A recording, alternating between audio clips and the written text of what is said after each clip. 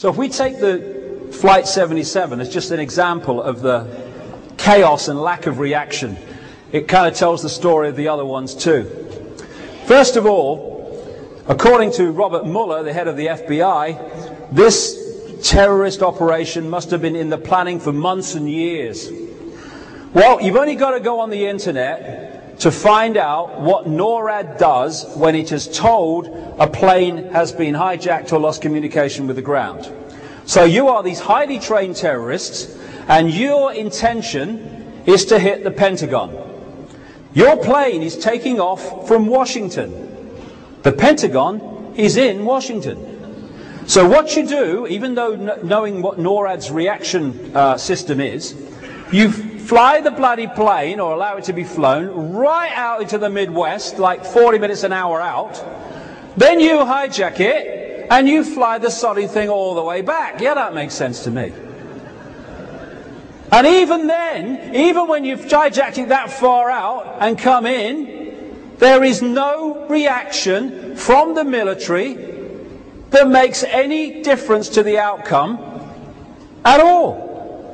Some say a plane didn't hit. I'll come to that in a second, but something bloody went off there, and certainly this Flight 77 went bloody missing. Now, the story became that what happened was that when the planes were heading for the Twin Towers, they scrambled jets from Cape Cod up on the East Coast, not that far from Boston, that kind of area, and by the time they got to the Twin Towers, oh, they just missed. And then, when this plane's coming all the way back from the Midwest, Flight 77, they scrambled jets from 130 miles away, the Langley Air Force Base, and it almost got there, but oh, just missed.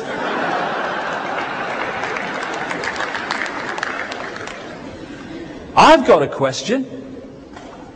10 miles from the Pentagon in Washington, D.C. is the Andrews Air Force Base. They have no-fly zones over Washington. And I rang NORAD, and I said, how do you police the no-fly zones over Washington? And they said, we leave it to the Federal Civilian Administration, the Federal Aviation Administration. So I'll get on to them. How do you police the no-fly zone over Washington? Because, you know, the way I look at it, a plane can be in there pretty damn quickly, you know, if you don't watch them. Oh, we react as appropriate. We react as appropriate. So, you're telling me that the no-fly zone over Washington, which you can enter in kind of seconds in a plane, is policed from 130 miles away at Langley Air Force Base?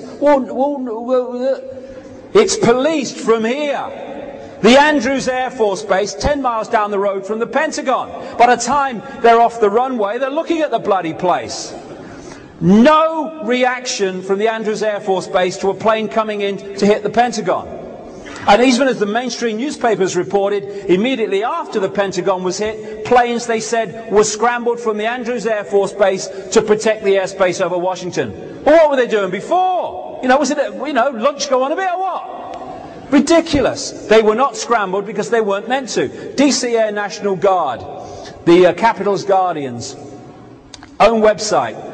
They say here, the DC Air National Guard talks about all the planes it has, stands ready to respond to the needs of the District of Columbia and the nation should the needs arise, except on September the 11th. Not one plane took off until the Pentagon was hit and it was all over. This is from a news report about the system. It happens all the time.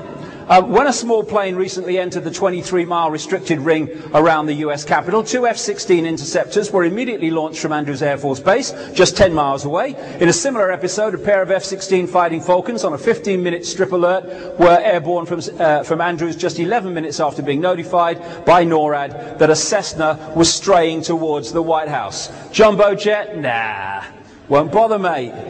Another cup of tea.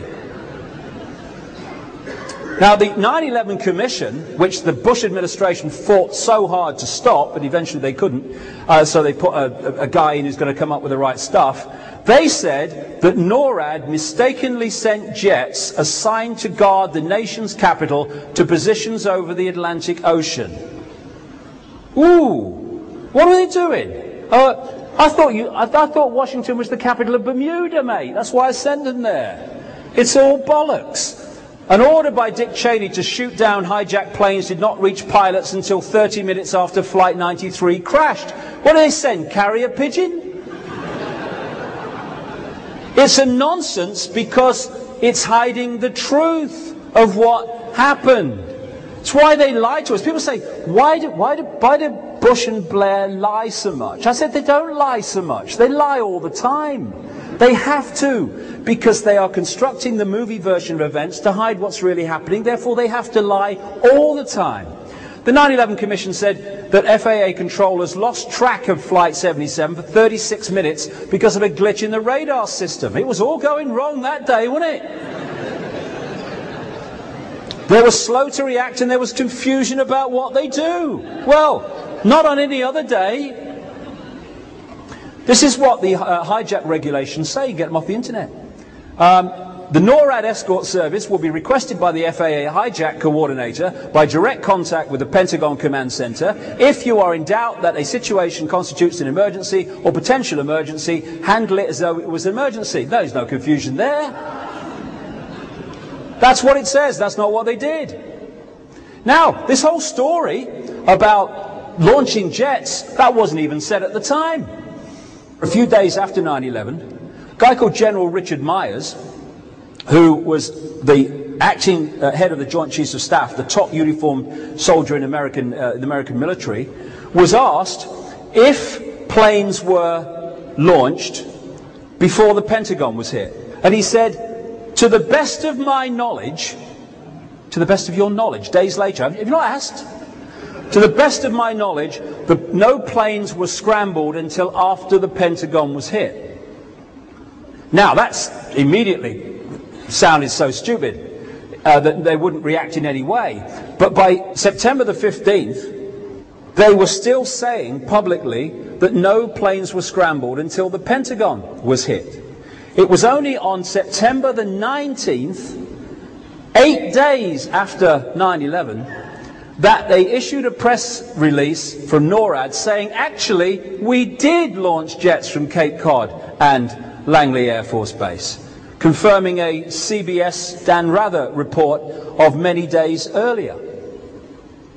So it was yes, we did, and no, we didn't. That's what he said, Myers. He then said a few days later, we've learned that they did scramble jets, and then they said they didn't, and then they said they did 8 days later. So the official story was not constructed until 8 days after the event. Now these three guys are the three top people in the American military. The Commander-in-Chief Bush, Secretary of Defense Rumsfeld, and General Myers.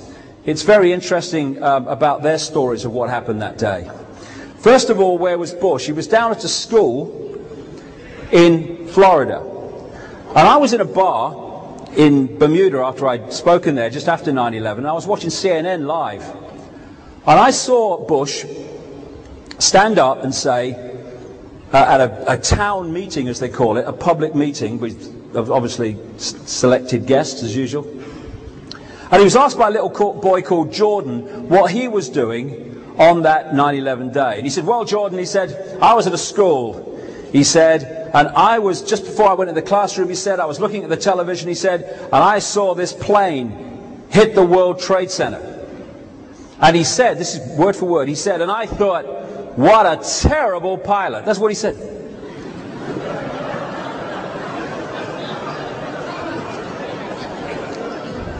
Now,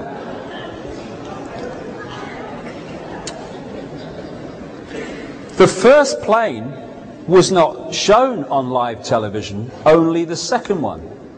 And by the time the second one hit, he is in the classroom talking to the children. No way in the world is it possible for him to